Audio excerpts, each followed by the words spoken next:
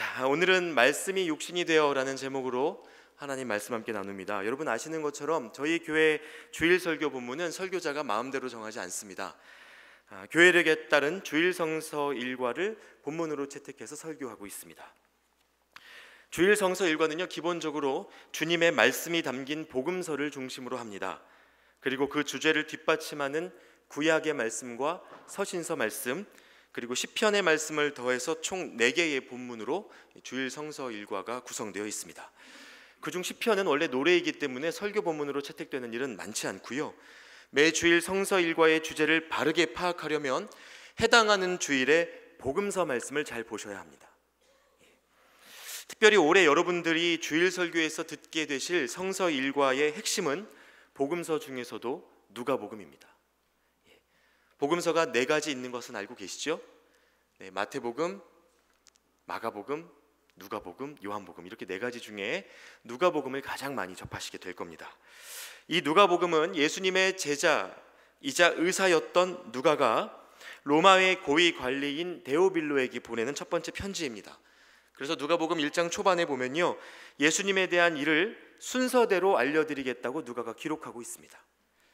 누가가 보고 들은 일이 누가복음에는 비교적 시간의 흐름을 따라 기록되어 있다는 것입니다.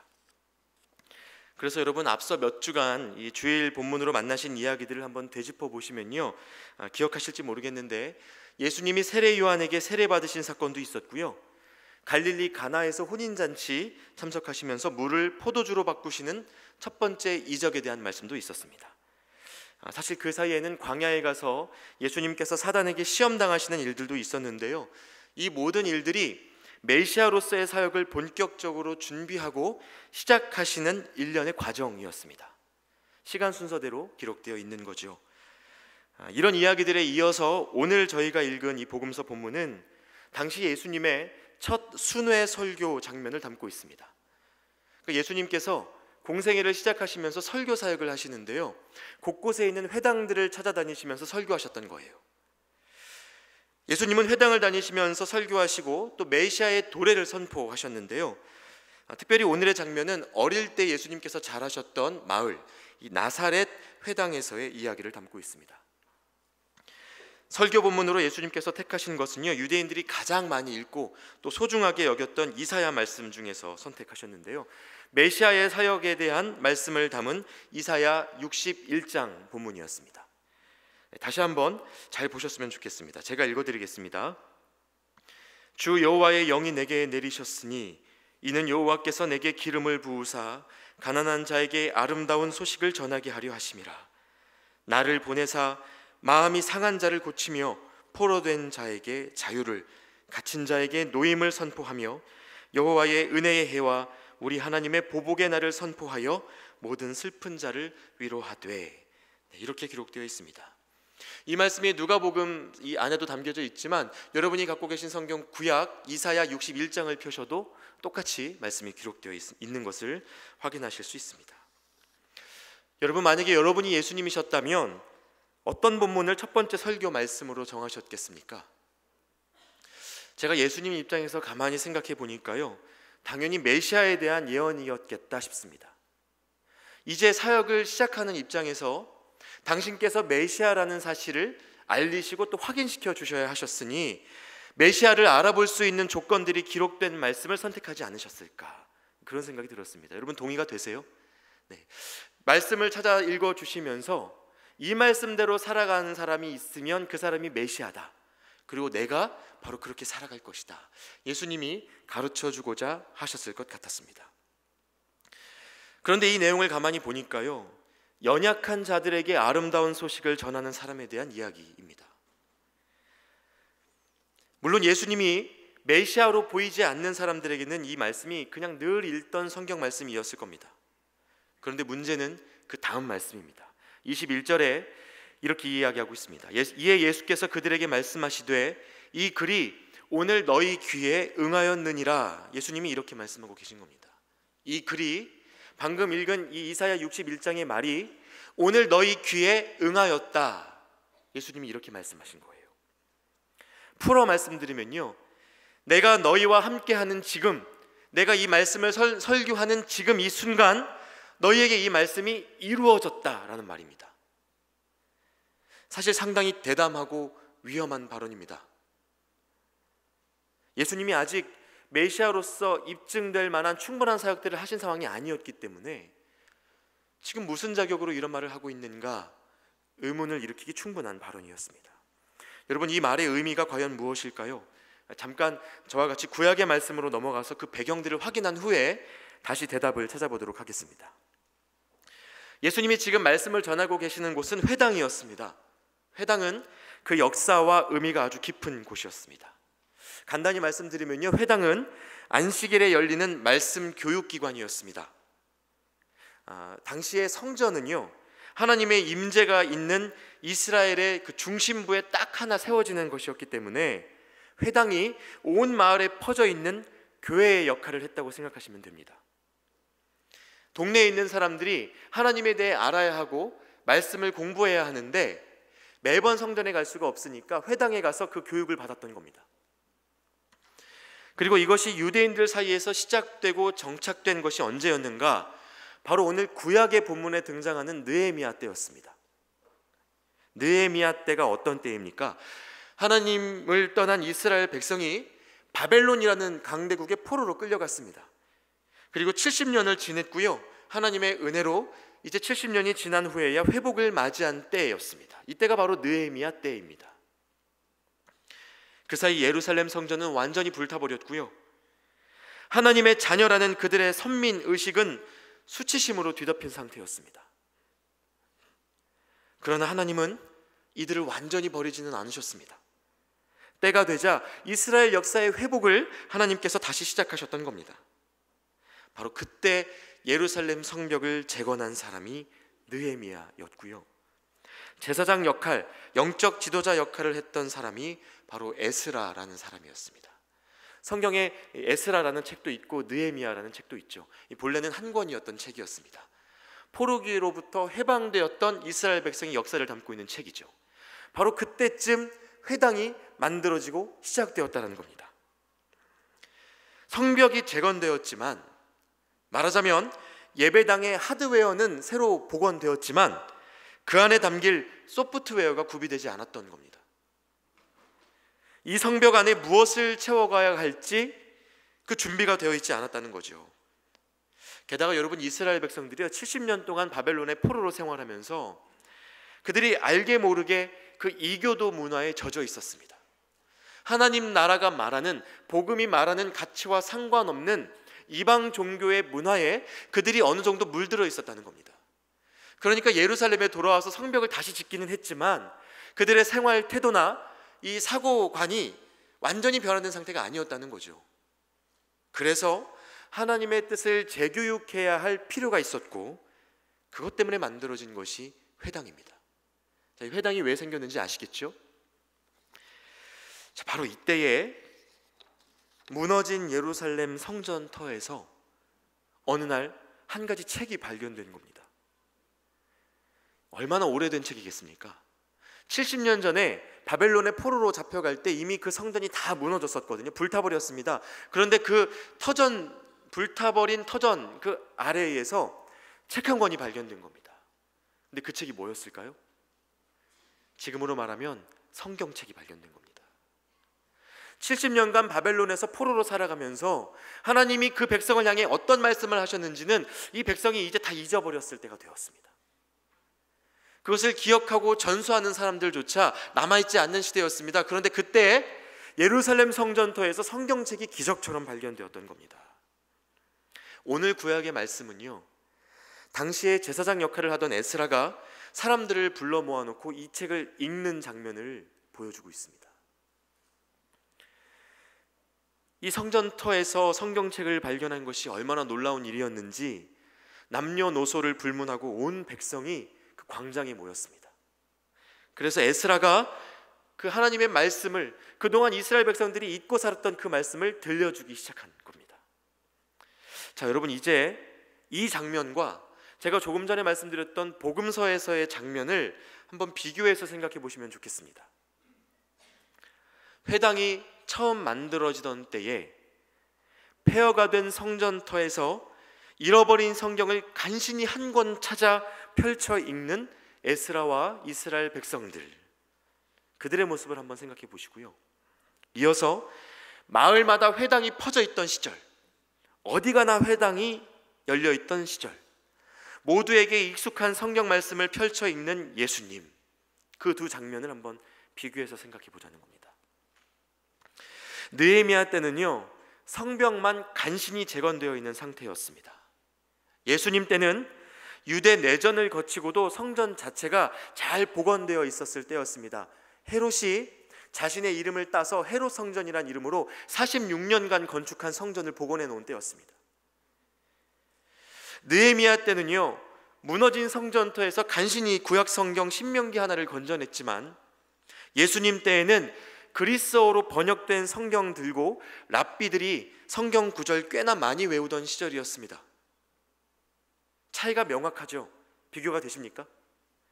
자, 그런데 가장 큰 차이는 이런 것에 있지 않고요, 그 말씀을 듣고 있는 사람들의 반응에서부터 나타납니다.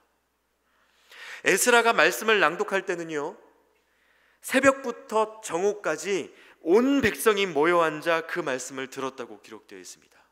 새벽부터 정오까지. 수련회 때 제가 그렇게 하면 여러분 안 오실 거죠? 새벽부터 정오까지 말씀을 낭독하는데요, 설교만 한 것도 아니고 말씀을 그냥 낭독하는데 남녀노소를 불문하고 온 회중이 앉아서 듣고 있었다는 겁니다. 듣기만 했습니까? 말씀을 깨닫고 다 울기 시작했다고 성경이 기록하고 있습니다. 감동이 되었던 겁니다. 몰랐던 하나님의 마음이 새롭게 깨달아지는 일들이 있었다는 겁니다.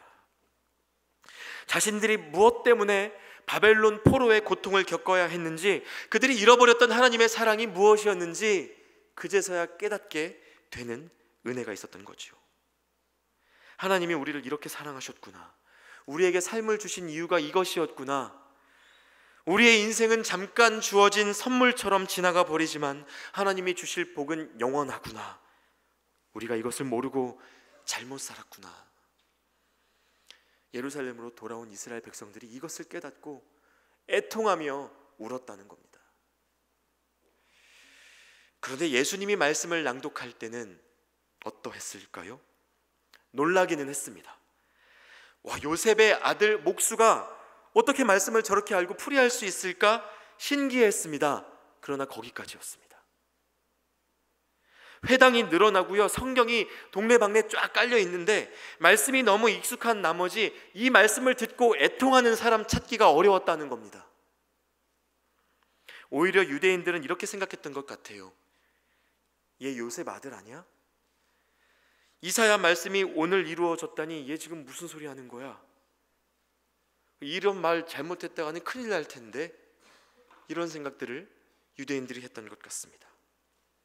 그 모습이 답답하고 안타까웠던 예수님이요, 유대인들의 메마른 마음을 지적하시자 이 사람들이 본색을 드러내는데요, 다음 주 복음서 말씀에 보면 이 말씀을 듣고 있던 회당 안에 유대인들이 예수님을 그 마을 끝 낭떠러지까지 끌고 가서 밀어버리려고 했습니다. 죽이려고 했던 거예요. 마치 지가 메시아인 것처럼 얘기를 하네, 이 말을 더 이상 듣고 있을 수가 없겠다. 이렇게 신성모독을 행하는 애는 당장 죽여도 죄가 아니다, 이런 마음이 있었던 겁니다. 여러분, 저와 여러분이 살아가고 있는 이 시대는 둘 중 어느 시대를 더 닮아 있습니까? 느헤미야 말씀을 통해 본 것처럼 말씀이 들려지고 말씀이 우리의 삶을 비추면요, 사람은 먼저 자기 자신에 대한 내적 절망에 빠지게 됩니다. 하나님을 잊고 살고 자기중심적인 삶을 살았던 부끄러움에 대한 자괴감을 느끼게 되는 겁니다. 물론 참 감사하게도 이 말씀 안에 담긴 복음은 결코 우리를 이 절망 안에 남겨두지 않습니다. 쓰러져 있는 그 자리에서 말씀은 우리를 다시 일으켜 세우시고요, 나 자신을 바라보며 절망하는 그 마음을 하나님을 향한 소망으로 다시 채웁니다. 이것이 복음이고 하나님의 말씀입니다. 그래서 에스라가 오늘 구약의 말씀 안에서도 울지 마라, 주님을 기뻐하는 것이 우리의 힘이다 라고 애통하는 백성들을 향하여 이야기하고 있습니다. 절망과 애통이 가득한데 비로소 그 안에서 하나님이 이루실 회복과 소망을 노래하고 있는 겁니다. 얼마나 아름다운 모습입니까? 자신의 연약함을 발견하고 넘어져 있는 자들을 하나님께서 일으키시고 세임 주시는 겁니다. 여러분, 실제로 당시 느헤미야 공동체는요, 이 일이 있은 후에 그들 곁에 있는 동포들의 억울한 삶과 울부짖음에 귀를 기울였습니다. 그리고 포로되어 있는 형제들을 되찾아오기 위해서 그들의 삶을, 그들의 인권을 건져내기 위해서 자기의 권리를 포기하기로 결정했습니다. 예루살렘에 돌아와서 가난에 허덕이는 동포들을 돕기 위해 모든 백성들이 빌려준 돈의 이자를 받지 않기로 결정했습니다. 느헤미야에 보면 자세히 나와 있습니다. 또 이 이스라엘 백성들을 예루살렘으로 이끌어왔던 지도자 느헤미야는 바벨론에서 파견된 총독이었음에도 불구하고 총독으로서의 녹봉을 12년간 받지 않았습니다. 자신이 동포들의 어려움에 동참하겠다라고 결정했던 겁니다. 여러분, 이게 복음입니다. 그런데 이랬던 민족이, 그 유대인들이 약 430여 년이 지나고 예수님의 시대가 되자 누가복음을 통해 보는 것처럼 회당이 넘쳐나고 말씀을 달달 외워도 내 귀에 듣기 싫은 말 하는 한 사람 낭떠러지로 죄책감 없이 밀어버릴 수 있는 사람들이 됐다는 겁니다. 여러분, 오늘날 서울 한복판 고층 아파트에 올라서 창문 밖을 보면요, 특히 밤에 보면 어디서든 빨간 십자가가 보이는 시대입니다. 서점에 가면 여러 가지 성경책이 쫙 깔려 있어서요, 취향에 따라 골라서 책상을 장식해 놓을 수 있는 시대가 되었습니다. 그러나 하나님의 말씀을 듣고 읽으며 우는 사람 찾기는 쉽지 않고요, 누군가를 쫓아내려 하고 낭떠러지로 내모는 일은 여전히 비일비재합니다. 말씀과 삶이 따로 움직이는 상황입니다. 저만 해도 집에서 보는 성경, 사무실에서 보는 성경, 들고 다니는 성경, 개역개정 성경, 새번역 성경, 우리말 성경, 메시지 성경, 영어 성경, 스페인어 성경, 종류가 정말 많습니다. 소장하고 있는 게 몇 권인지 저도 세보지 않았습니다. 성경을 읽고 공부해서 가르칠 수 있을 만큼, 제가 이렇게 설교할 수 있을 만큼 지식은 채워져 가는데요, 문제가 뭡니까? 성경책을 펴놓고 저 역시 그렇게 사는 것이 쉽지가 않다는 겁니다. 말씀과 실제 삶 사이의 괴리가 잘 좁혀지지 않는다는 거죠. 아마 이게 저와 여러분, 우리 모두의 고민일 겁니다. 그런데 여러분, 사실 이것이 주님이 우리에게 오신 이유이기도 합니다. 도저히 변하지 않을 것 같은 우리를 위해 죽으시고, 말씀이 말하는 삶이 대체 어떤 종류의 삶인지 눈으로 보여주시기 위해서 우리 예수님이 오셨습니다. 그래서 사도 요한은요, 자신의 복음서 1장 14절에 예수님에 대해 아주 독특한 표현을 사용하고 있습니다. 요한복음 1장 14절에 이런 말씀이 기록되어 있습니다. 말씀이 육신이 되어 우리 가운데 거하심에 우리가 그의 영광을 보니 아버지의 독생자의 영광이요 은혜와 진리가 충만하더라. 자, 이 말씀을 잘 보십시오. 말씀이 육신이 되었다. 하나님의 말씀이 육신을 입고 인간이 되셨다는 말입니다. 유대인들이 그렇게 사랑하고 아껴서 쉐마라는 이름으로 손목과 이마에 붙이고 다니고요, 또 집 문설주에까지 붙였던 그 말씀이 어떤 삶으로 이어져야 하는지 주님이 보여주기 원하셨던 겁니다. 다시 말하면 지금까지 글로만 보던 것들이 이제 눈으로 보이게 됐다는 겁니다. 성벽 짓고 회당 세우고 말씀이 무슨 뜻인지 그렇게 연구하고 살아온 이들 앞에 그 말씀이 보이는 존재가 되어서 등장한 겁니다. 정답이 나타난 거죠. 그리고 또 눈에 보이는 수준으로요. 그러니까 말씀대로 산다는 것이 무엇인지, 어떻게 적용해야 할지 고민하고 있었던 사람들에게 이제 할 말이 생겼습니다. 예수님을 보십시오 라고 대답하면 되는 겁니다. 이 말씀이 무슨 의미인지 모르겠습니다 고민하는 사람들에게 줄 수 있는 대답이 생긴 거예요. 주님이 어떻게 사셨는지를 보면 그 삶이 정답입니다 라고 이야기할 수 있게 됐다는 겁니다. 그동안 성경 구절 하나하나에 대한 랍비들의 수많은 해석들이 있었을 겁니다. 그런데 이제 정답은 하나로 귀결되었습니다. 예수님께서 사셨던 삶.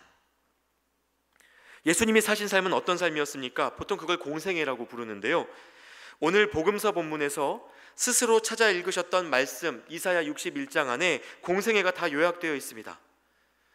오늘 설교 초반에 제가 읽어드렸었는데요, 누가복음 4장 18절과 19절 말씀을 이번에는 다시 한번 다 같이 읽어보도록 하겠습니다.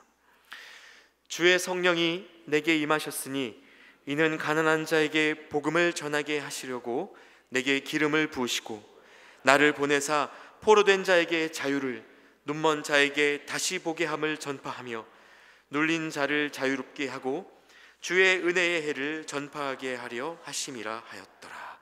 자, 바로 여기에 말씀이 육신이 되면 하는 일들, 즉 예수님이 하실 일들이 다 기록되어 있습니다. 예수님의 관심이 어디에 있는지 보이십니까? 문자적으로 꼭 이해하실 필요는 없는데요, 가난한 자, 앞을 보지 못하는 자, 포로되고 억눌린 자, 여러분 이 사람들은 모두 인권의 사각지대에 있는 사람들을 일컫습니다. 시대가 부추기는 경쟁 속에서 밀려나고 결핍을 경험하고 있는 자들, 무언가에 묶인 채 포로처럼 살아가고 눈치 보며 억압받는 모든 이들입니다. 가난해서, 연약해서, 어려서 등등의 이유로 사회적인 권리를 제한당하는 모든 이들 말입니다. 이것은 꼭 어떤 극단의 위치에 있는 사람들만의 이야기가 아니라 열정페이를 강요받는 청년들, 비정규직 노동자, 의견 개진 마음껏 할 수 없는 사회 초년생들 모두에게 해당될 수 있는 이야기들입니다. 성경은 이들을 돌아보고 동등한 인격으로 건져 올리는 것이 예수님의 일이라고 말하고 있습니다. 뿐만 아니라 앞서 읽은 요한복음 1장 14절에서 요한은 그런 삶 속에서 하나님의 영광을 보았다고 기록하고 있습니다. 방금 읽은 말씀인데 기억나시죠? 말씀이 육신이 되어 우리 가운데 거하심에 우리가 그의 영광을 보니 아버지의 독생자의 영광이요 은혜와 진리가 충만하더라. 인권의 사각지대에 있는 그 사람들의 삶을 동등한 인격으로 끌어올리는 그 삶을 지켜보고 있노라니 그 안에 하나님의 영광이 나타나더라는 겁니다. 영광 하면 떠오르는 것들이 있습니다. 물론 저희 청년부에 제가 이 얘기하면 안 된다 생각을 했는데도 또 하네요. 저희 청년부에 영광이 많아서 제가 볼 때마다 또 생각이 나는데요, 연말 연초 시상식에서 크리스천 연예인들의 수상소감을 가지고 오랜만에 기사가 하나 떴더라고요. 그 안에 유행하는 표현이 있습니다. 크리스천 연예인들이 시상식에서 뭐라고 이야기합니까? 하나님께 영광을 돌립니다, 이렇게 이야기하죠. 어떤 일을 이루어 주시고 또 열매 맺게 하신 것에 대해 하나님의 은혜를 기억하고 감사를 표하는 거니까 참 선한 일이라 생각합니다. 좋은 의미인 것 같습니다. 그러나 여러분, 그 말의 의미를 되짚어 볼 필요가 있습니다. 사전적으로는 영광은 빛나는 영예 이런 표현으로 설명되어 있던데, 여러분이 생각하는 영광은 무엇입니까? 여러분이라면 언제 하나님께 영광을 돌리겠습니다 라고 이야기하실 겁니까? 제가 10년 전에 그 연예인 교회에서 그 친구들과 예배 생활할 때 잘 돼서 하나님께 영광 돌리고 싶다는 말을 정말 많이 들었습니다. 그런데 그때마다 제가 속으로 뭐라고 대답해야 될지를 몰랐습니다. 왜냐하면 이런 질문이 제 안에 계속 맴돌았기 때문인데요, 잘 되는 것과 하나님의 영광이 관련이 있는 얘기인가? 잘 안 되면, 실패하면 하나님의 영광을 가리는 건가? 이런 질문이 제 안에 계속 맴돌았기 때문에 뭐라고 대답해 줘야 될지를 몰랐습니다. 제가 그 이후로도 10여 년 생각해 보았지만 여러분, 아무리 생각해도 그건 아닌 것 같습니다. 하나님은 성공으로 영광받지 않으십니다. 청년 여러분들 꼭 이 말씀을 기억하셨으면 좋겠어요. 하나님은 성공으로 영광받지 않으십니다. 하나님의 영광은 사람이 하는 일의 성공과 실패로 좌지우지되지 않습니다. 오히려 성경은 그 거룩한 하나님의 말씀이 우리와 똑같은 인간의 모습으로, 연약하고 나약하고 초라한 모습으로 우리가 부대끼며 살아가고 있는 삶의 현장으로 들어와 버리신 그 일이 영광이었다고 말하고 있습니다. 당시에 총만 받고 인정받는 사람들이 아니라 가난한 자에게, 포로된 자에게, 눈먼 자에게, 눌리고 억압받는 자들에게 들어오셔서 그들에게 자유와 해방을 선포하셨던 그 모습이 하나님 아들다운 모습이고 찬란한 영광이 비추는 일이었다고 말씀이 선언하고 있습니다. 그러니까 여러분, 우리는 가난해도 포로처럼 살아도 억압받는 자리에 있어도 그 속으로 찾아오신 예수님을 맞이하고 붙들면 그게 하나님께는 영광인 겁니다. 억압받는 자리에서 살아가는 이들의 삶을 헤아리고 예수님의 마음으로 그들을 찾아가고 그들의 입장을 대변하는 삶을 살면 그것이 하나님 보시기에 영광이라는 말입니다. 하나님은 그때 영광 받으신다는 거예요. 그래서 제가 오늘 설교를 시작하면서 보았던 누가복음 4장 21절에 이 글이 오늘 너희 귀에 응하였느니라 라는 말씀의 뜻은 그동안 눈으로 읽고 귀로 들으며 꿈꾸던 말씀의 역사가 이제 예수 그리스도를 통해 바로 우리 곁에서 우리가 매일처럼 부대끼는 일상 속에서 펼쳐지게 되었다는 선포였습니다. 이제 복음은 책 속에 있는 복음이 아니고 지식 속에 있는 복음이 아니고 우리의 일상 속에서 바로 저와 여러분들을 통해 펼쳐질 수 있는 복음이란 사실을 주님이 누가복음 4장 21절에 선포하고 계신 겁니다. 어떤 방법으로요? 높아지는 방법이 아니라, 성공을 추구하는 방식이 아니라 가난하고 연약하고 눈멀고 포로된 자들을 건져 올리는 그 삶을 통해서 말입니다. 말씀의 능력과 복음의 영광이 더 이상 먼 데서 지성소 안에 감추어진 방식으로 나타나는 것이 아니라는 것을 예수님은 가르쳐 주기를 원하셨습니다. 여러분, 그러므로 이제 우리에게 말씀을 주셨던 하나님의 뜻이 무엇인지 명확해졌습니다. 하나님의 관심은 언제나 사람에게 있고요, 사람을 사랑하는 일에 있습니다. 그래서 그 일 하라고, 예수님 이름으로 선을 베풀고 하나님의 마음을 전하라고 오늘도 저와 여러분에게 하루의 생명을 더해 주신 것입니다. 그럼에도 불구하고 유대인들의 반응은 어땠습니까? 적지 않은 유대인들이 지금까지도 예수님을 하나님으로 인정하지 않습니다. 말씀이 육신이 되었다는 말을 아직도 신성모독으로 여기고 있습니다. 그들에게 예수님은 하나님의 아들이 아니라 말씀에 나오듯 그냥 요셉의 아들입니다. 그러다 보니 느헤미야 공동체 사람들처럼 위대하신 하나님 앞에 아멘, 아멘을 외쳐도 율법의 말씀을 듣고 감동을 받을지는 몰라도 가난한 자에게 복음을 전하고 눈먼 자를 눈뜨게 하고 포로되고 억눌린 자에게 자유를 주는 삶에는 관심을 갖지 않는 겁니다. 그래서 말씀의 가치는 끼고 사는데 사람의 가치는 아무렇지 않게 버리는 괴물이 회당에서 자라나고 있는 겁니다. 말씀을 배우겠다고 회당을 동네마다 지어놨는데 그 안에 엉뚱한 지식이 채워지고 있는 현실, 그런 현실을 보게 되는 거죠. 그래서 예수님이 예루살렘에 올라가셨을 때 제일 먼저 하신 일이 무엇이었습니까? 성전을 다 뒤집어 엎으신 일이었습니다. 차라리 이런 화려한 것 없을 때가 나았다는 겁니다. 그래서 느헤미야 때에는 그렇게 생명의 위험을 무릅쓰고 눈물로 재건했던 그 성전을 향해 이것이 곧 돌 하나도 남기지 않고 다 무너져 버릴 거라고 예수님이 예언하셨던 겁니다. 예수님이 세우고자 하셨던 건 그런 건물이 아니었거든요. 여러분, 말씀이 바르게 열매 맺지 못하면요, 말씀이 육신이 되어 오신 예수님의 삶을 따라가지 못하면 사람이 품은 율법의 칼날이 얼마나 잔인하게 영혼을 베어버리는지 모릅니다. 사실 그 대표적인 예가 오늘 서신서 말씀의 배경인 고린도 교회 안에 있었습니다. 고린도는요, 여러분, 그리스에 있는 지중해 항구 도시입니다.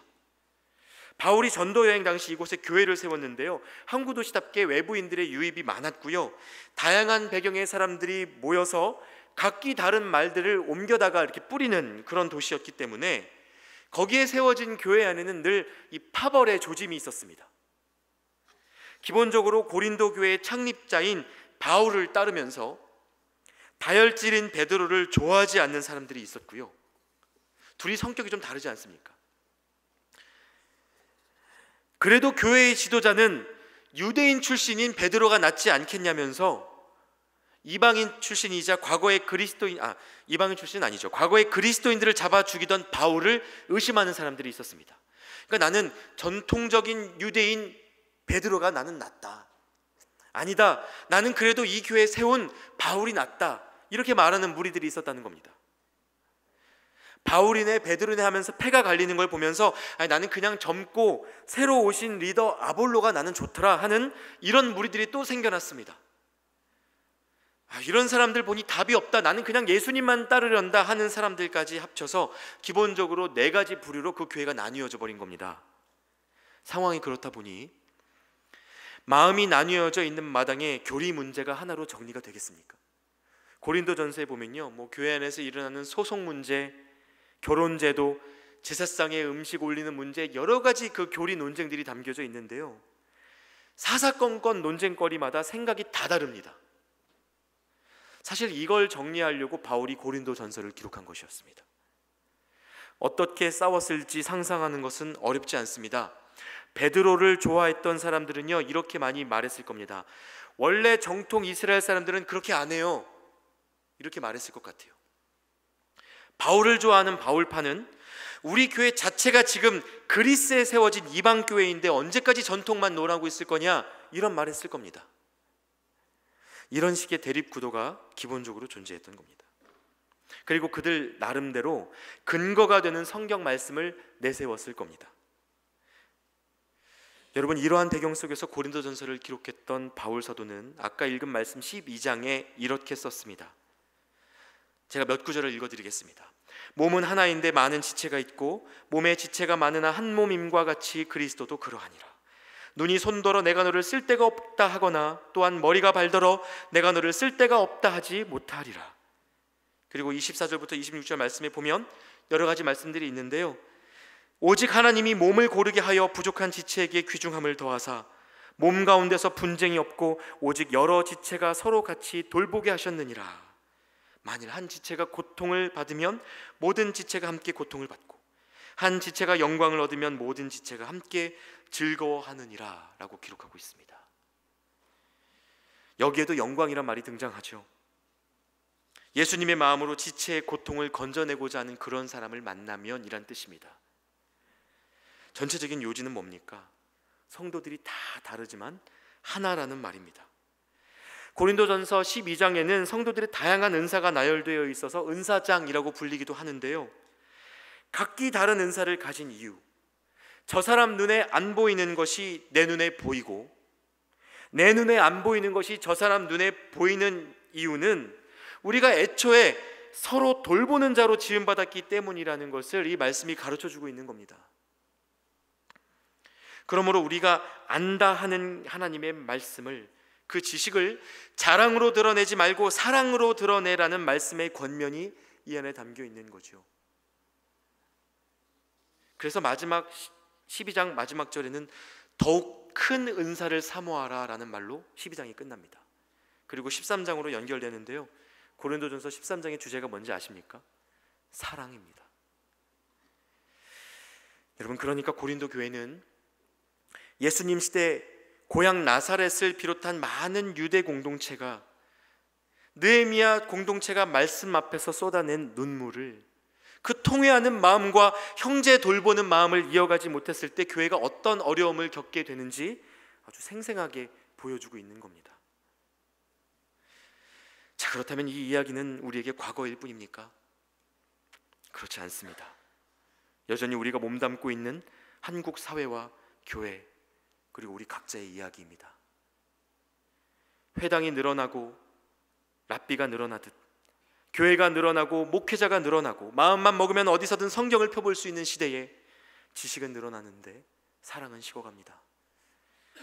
우리의 생각과 말과 손과 발에는 말씀이 육신이 되어 증거하는, 역사하는 그 증거가 희미해지고 있습니다.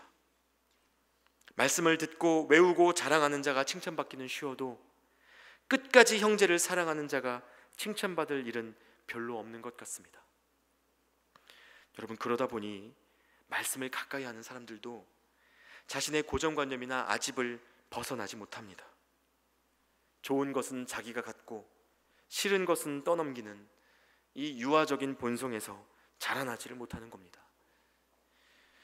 여러분, 그러나 예수님을 믿는 사람이라면, 그리스도인이라면 적어도 그리스도를 본받아라는 표어를 내걸고 말씀을 듣는 우리라면 그런 삶에 머물러 있을 수 없습니다. 말씀을 읽으면 그 말씀이 우리 안에 육화될 수 있도록, 그래서 생각의 습관과 손과 발이 행하는 모든 일들이 예수님을 닮아가도록 시도해야 합니다. 잘 안 되겠죠. 실패도 할 테고 엄청 더딜지도 모릅니다. 여러분, 그래도 말씀과 삶의 간극을 줄여보고자 계속 도전해보는 겁니다. 저는 그게 신앙생활이라고 믿습니다. 가난을 비천하게 여겼던 마음, 모자란 외모든 장애든 신체의 연약함을 업신여겼던 마음, 어리고 힘없는 자들의 권리 제한을 당연시했던 그 마음을 애통하며 회개해야 합니다. 그리고 서로를 하나님의 형상으로 바라볼 수 있을 때에만 우리가 읽은 말씀이 유효하다는 사실을 매일 되새기며 살아가야 합니다. 여러분, 예수님이 우리에게 먼저 베푸신 은혜가 어떤 은혜였는지 기억해 보십시오. 그렇게 우리가 사는 삶으로, 우리가 읽고 듣는 말씀의 의미가 무엇인지 증거하며 살아가는 저와 여러분이 되시기를 축원합니다. 이 시간 같이 찬양하고 기도하는 시간을 갖겠습니다. 오직 주의 사랑에 매여라는 찬양, 그 가사의 의미를 생각하시면서 1절만 같이 찬양하고 기도하도록 하겠습니다.